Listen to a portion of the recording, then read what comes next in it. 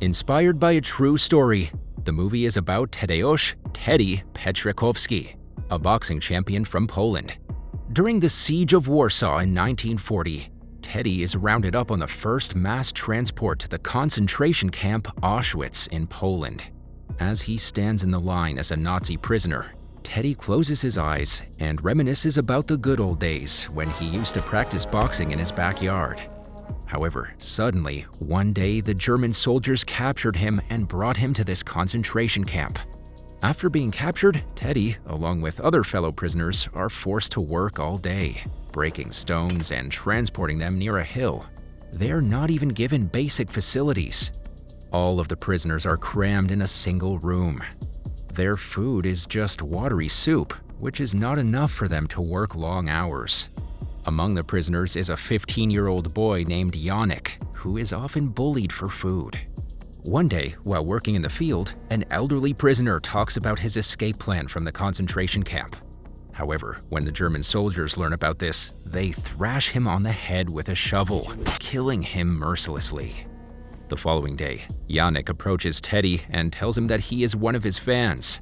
The boy used to watch Teddy's boxing matches on TV. Later, he goes to a German officer's house to deliver a chair. After doing his work, he sneaks into the living room and steals some apples, which he later shares with Yannick. The teenager then shares his apple with an elderly man named Eric. This makes Teddy realize that Yannick is a kind soul. Unfortunately, the German soldiers learn about the stolen apples, so they come to arrest Teddy. Since they also see Yannick and the elderly Eric holding the food, they take them away for punishment. In the next scene, we see the three of them being dragged to a slaughter place, where the German soldiers kill the prisoners who do not obey them. Yannick, Eric, and Teddy see that 3 other prisoners have already been shot dead that day. A German officer orders the old man Eric to step forward and place an apple above his head. Excessively fearing for his life, Eric obeys the orders. Then, the officer points his gun at the apple. However, when he opens fire, he shoots at Eric, killing him instantly. After this horrifying incident, Teddy is next in line as he's ordered to do the same as Eric. However, our fearless fighter casually starts eating his apple, claiming that he isn't afraid of anyone, especially the Nazis. Because of this, the German officer becomes angry and proceeds to assault Yannick. Teddy begs him to stop, but to no avail. That night, Teddy cannot sleep as his mind is disturbed. He blames himself for putting Yannick in such a condition. At the same time, we see a large number of Jewish people being sent to a gas chamber, where the German soldiers put poisonous gas to kill them. Things start to get worse for the prisoners when they are ordered to work even before sunrise. Additionally, they're assaulted and given even less food than before.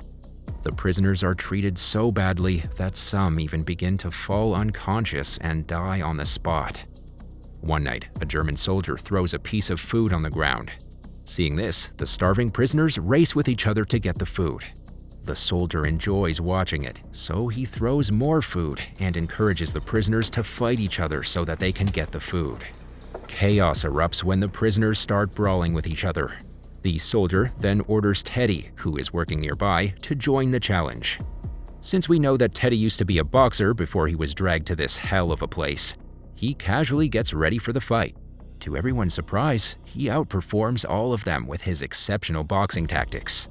A German officer, who also used to practice boxing, becomes intimidated by Teddy and challenges him to a fight. Our brave protagonist agrees right away, and so the match begins.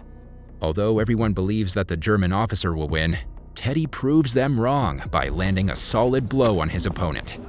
This wins him the match and also the respect of the German officer.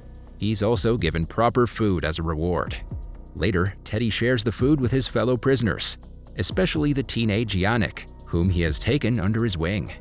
But since they have not been given proper shelter, Yannick has been suffering from a cold, which eventually turns into fever and then pneumonia. Feeling helpless, Teddy decides to use his boxing skills and experience for good. He approaches the German officer from earlier and pleads to him for help. The latter agrees, but says that Teddy has to do whatever he asks. Our hero simply nods with a worried look on his face. Later, we see the German officer taking Teddy to his superiors. He tells them that Teddy is a good fighter, and since the superiors want something to entertain themselves in the camp, he suggests that they could organize a boxing championship. Initially, the superiors make fun of the idea, as they don't believe that a lean and weak-looking Teddy can land a blow on someone, let alone fight with them. However, when Teddy shows some impressive moves, the Nazi officer quickly recognizes his skills as a fighter and offer him a deal. He'll box for their amusement, and for each match he wins, Teddy will be given extra food and water. The following day, Teddy gets ready for his first match in the camp. He easily beats his opponent in the ring, surprising most of the German officers who are in the audience. We also see a small German kid excitedly watching Teddy outperforming the soldier. Later, he's given some food and water in exchange for winning the match. He is also sent to a horse stable to work, as a part of upgrading his working environment. Since there's less work at the stable, he can rest there, as well as practice boxing with newly gifted gloves. Additionally, Teddy is also allowed to visit the infirmary, unlike other prisoners. He goes there to get his stitches done from the match earlier. After finishing up, he asks the nurse for some medicine for pneumonia. Since the nurse is a good woman, she hands him the medicine without any protest. She also gives him extra medication for other diseases. Following this, Teddy visits the sick ward and gives Yannick the medication for pneumonia. He also hands over the rest of the medicine to a health worker so that other dying prisoners can be cured as soon as possible. Over time, Yannick recovers from the disease, and Teddy even manages to shift the teenager to the hospital to work. This way, Yannick doesn't have to labor for hours, and he can be in good health too. During his time in the hospital, Yannick also meets a beautiful girl who is the same age as he is. However, elsewhere in the camp, other prisoners are treated so badly that they are not even regarded as people. Every day, hundreds of them are taken to the gas chambers and killed. Their condition keeps on getting worse. As the days pass, Teddy defeats all the opponents that are put in front of him. Every victory brings hope, not just for Teddy, but for every prisoner of Auschwitz. He continues to share his rewards with other prisoners and also gets medicine for the sick. Although the German officers are enjoying the boxing matches, they're tired of watching Teddy win.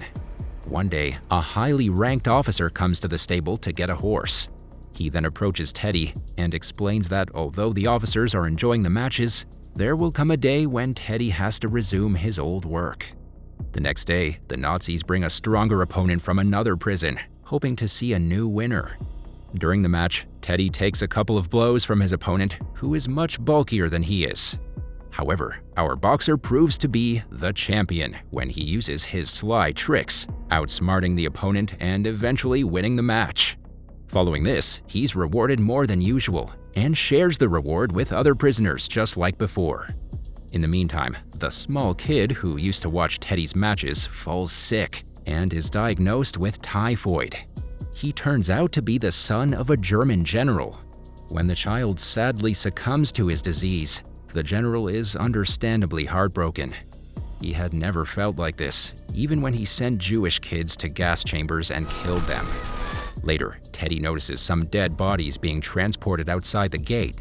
His face is filled with guilt when he sees his opponent's dead body there. That night, the German soldiers, led by the general, round up another group of prisoners and order them to form a line. The prisoners are told to take off their clothes as they're about to have a bath in the chamber. Here, it is revealed that the prisoners aren't aware that they will be killed in the gas chamber. The Nazis are lying to them so that the prisoners follow their orders without any protest. Meanwhile, Yannick's friend is caught stealing food, so she's dragged outside as punishment. One of the soldiers then points a gun at her, ready to kill her, but the girl quickly grabs the gun and shoots him instead.